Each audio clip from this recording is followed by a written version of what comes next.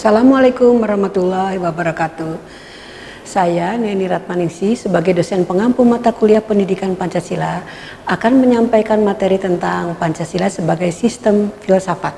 Adapun kompetensi yang diharapkan dalam pertemuan ini adalah bahwa mahasiswa mampu memahami nilai-nilai filosofi dasar negara melalui pengkajian aspek ontologi, epistemologi, dan aksiologi filsafat Pancasila, sehingga dengan pemahaman tersebut diharapkan dapat tumbuh pemikiran kritis, logis, idealis dalam mendalami permasalahan secara komprehensif. Selanjutnya, bagaimana pengertian filsafat Pancasila? Pancasila sebagai filsafat mengandung pandangan, nilai, dan pemikiran secara substansi dan isi yang mencakup pembentukan ideologi Pancasila. Filsafat Pancasila dapat didefinisikan secara ringkas sebagai refleksi kritis dan rasional tentang Pancasila sebagai dasar negara dan realitas suatu budaya bangsa yang bertujuan untuk mendapatkan pokok-pokok makna yang mendasar dan menurut Ruslan Abdul Ghani bahwa Pancasila dikatakan sebagai filsafat karena Pancasila merupakan hasil perenungan jiwa yang mendalam yang dilakukan oleh the founding father yang dituangkan dalam suatu sistem. Sedangkan menurut Nota Nagoro bahwa filsafat Pancasila memberi pengetahuan dan pengertian ilmiah, yaitu tentang hakikat dari Pancasila. Selanjutnya, bagaimana urgensi Pancasila sebagai sistem filsafat? Pancasila sebagai sistem filsafat sangat urgen bagi pengembangan bangsa Indonesia. Hal ini dapat dibahas sebagai berikut.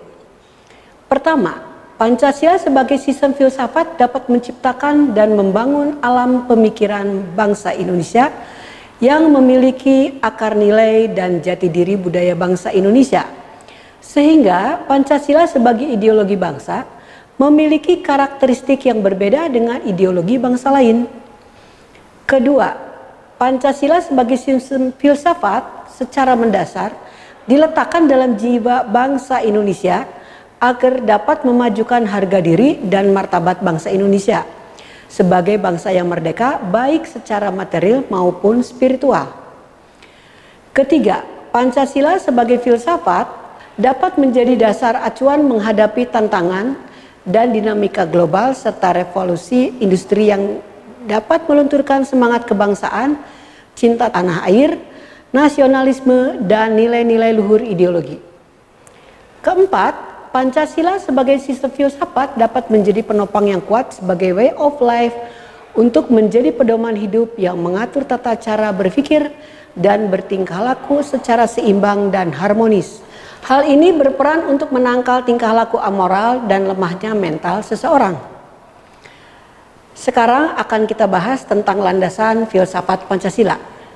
Membahas Pancasila sebagai filsafat berarti mengungkapkan konsep-konsep kebenaran Pancasila yang bukan hanya ditujukan pada bangsa Indonesia, melainkan juga bagi manusia pada umumnya.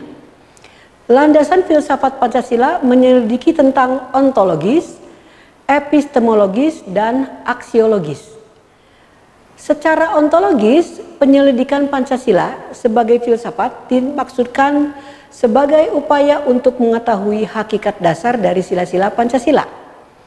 Pancasila yang terdiri atas 5 sila, setiap sila bukanlah merupakan asas yang berdiri sendiri, melainkan memiliki suatu kesatuan dasar ontologis. Sedangkan secara epistemologis, kajian Pancasila sebagai filsafat dimaksudkan sebagai upaya untuk mencari hakikat Pancasila sebagai suatu sistem pengetahuan. Ini berarti Pancasila telah menjadi suatu belief system, sistem cita-cita menjadi suatu ideologi. Oleh karena itu, Pancasila harus memiliki unsur rasionalitas, terutama dalam kedudukannya sebagai sistem pengetahuan.